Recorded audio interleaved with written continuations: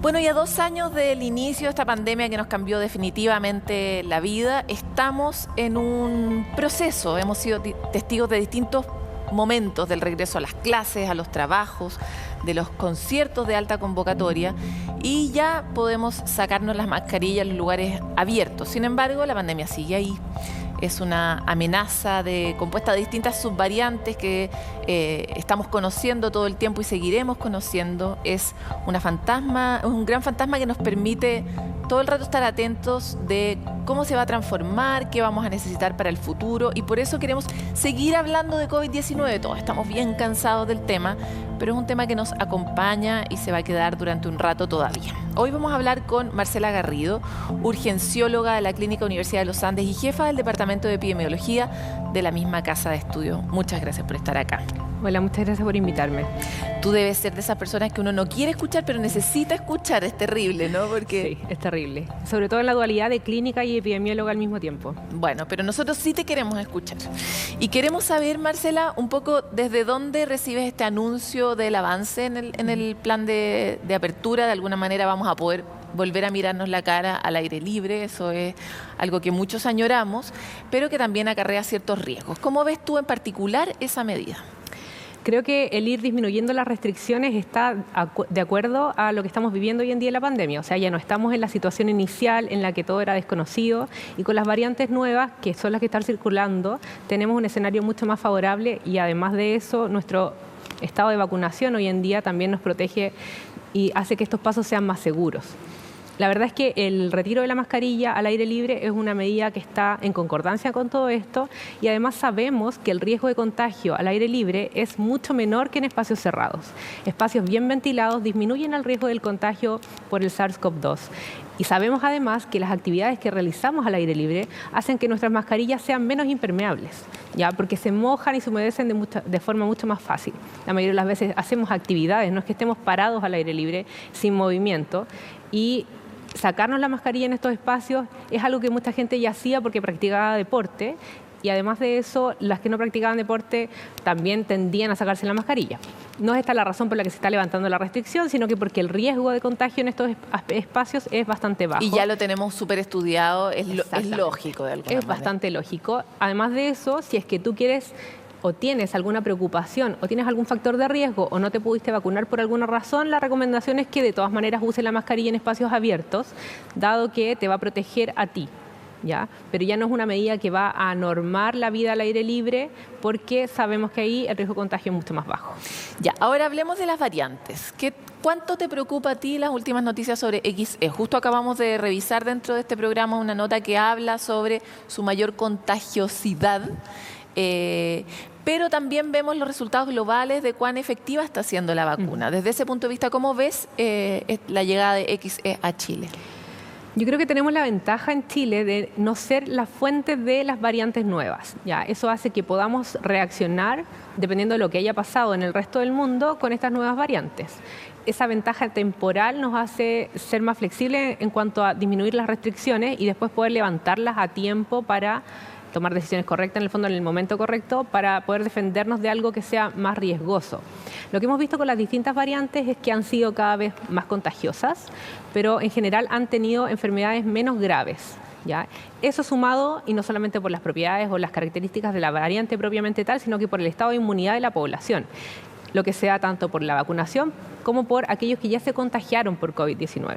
¿Ya? Aquellos que ya sufrieron la enfermedad también tienen inmunidad, y eso hace que sea menos riesgoso que la nueva variante ingrese a este lugar donde hay alta inmunidad, como es nuestro país. Eso que mencionabas de que nosotros no somos como los productores de variantes tiene que ver, por un lado, con la cuestión de la estacionalidad, pero tiene que ver con que estemos más vacunados, tiene que ver con, no sé, con que estemos tan en el fin del mundo. Háblanos un poco desde la epidemiología de por qué somos un buen o un mal lugar para las nuevas variantes. Sí, en general las nuevas variantes están surgiendo en lugares donde hay menor inmunidad, ¿ya? Y donde hay mayor densidad poblacional también, ¿ya? Esas dos variantes son las que se juntan para aumentar la cantidad de reproducciones del virus y generar mutaciones y nuevas variantes. En Chile sí, nos pasa que tenemos el efecto protector de que por un lado el virus no entró aquí de forma inicial, y que además de eso tenemos un buen estado inmunitario, dada la vacunación y dado los casos de SARS-CoV-2 que hemos tenido, de COVID-19. Eso hace que en realidad, a pesar de que hay lugares específicos en donde hay mayor densidad poblacional, no se reproduzca tanto el virus y en esos lugares, y ahí es donde tenemos que enfocarnos en mejorar el estado de vacunación, ¿ya? Que ha decaído mucho. Exactamente, sobre todo con las dosis de refuerzo. Nos tenemos que enfocar en estos lugares donde podrían haber nuevas variantes dada la densidad poblacional. Si es que estos grupos todavía no están vacunados y no tienen inmunidad, van a aumentar la cantidad de replicaciones del virus y eso puede hacer que se generen nuevas variantes. Y la verdad es que nuestro principal temor y nuestra principal incertidumbre es ante estas nuevas variantes y es lo que nos hace no bajar todas las restricciones que tenemos todavía, porque además estamos a puertas del invierno, entonces tenemos nosotros en particular en Chile un escenario complejo.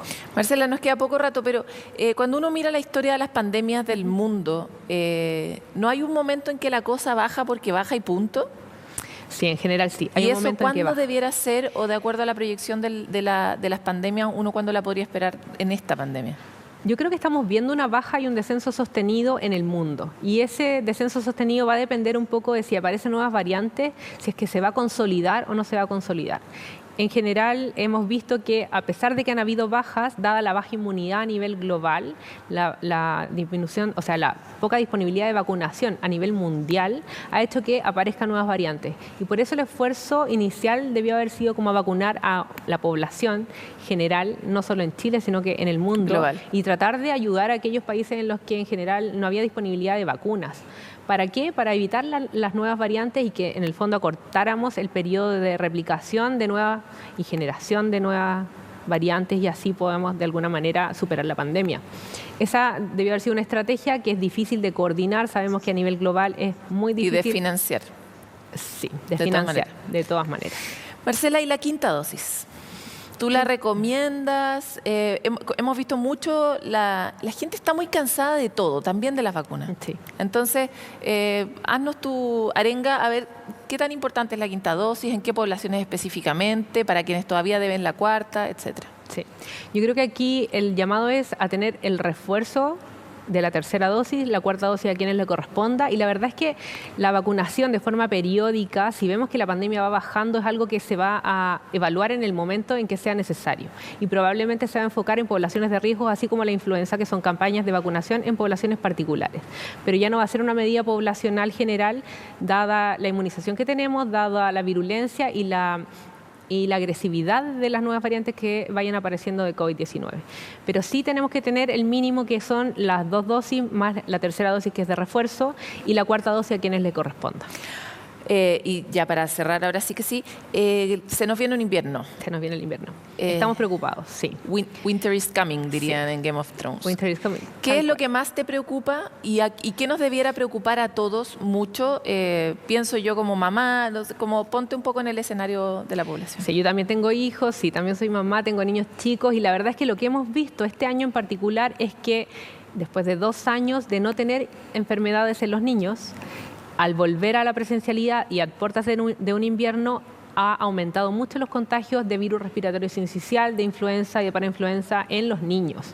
¿Ya? Hemos visto un alza que ha sido muy rápida en esta población y han aumentado mucho las consultas a los servicios de urgencia por causa respiratoria, sobre todo en la población infantil. Esta yo creo que es la principal razón por la que no podemos tomar medidas como las que han tomado otros países, en que ya no se usa mascarilla en ningún lado o en la que hemos disminuido un poco más las restricciones, porque nosotros tenemos muchos otros virus respiratorios circulando y eso aumenta mucho la demanda del sistema de salud. ¿Ya?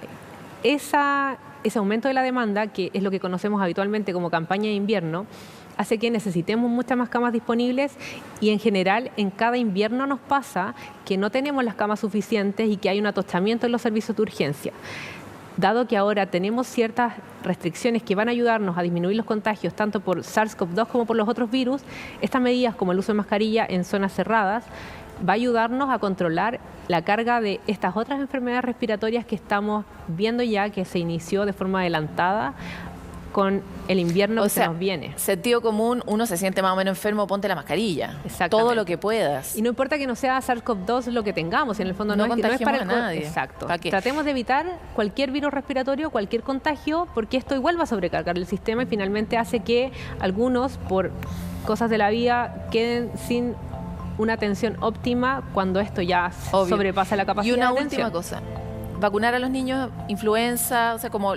Sí, el llamado es a vacunar a los niños en las poblaciones en las que, bueno, los niños en general son población objetivo en la campaña de influenza, vacunarlos contra la influenza, tenerlos con sus vacunaciones en general al día, vacunarlos contra el coronavirus también y en general mantener una distancia prudente entre las vacunaciones, porque no vamos a vacunarlo contra 3 cosas al mismo tiempo, sino que tratar de dejar 2 semanas entre una vacuna y otra para que así se evite la confusión de algunos efectos adversos que uno ve con las vacunas, como la fiebre, por ejemplo. Muchas gracias. Te pregunté muchas cosas, pero estamos en momentos de muchas preguntas. Muchas gracias a ti.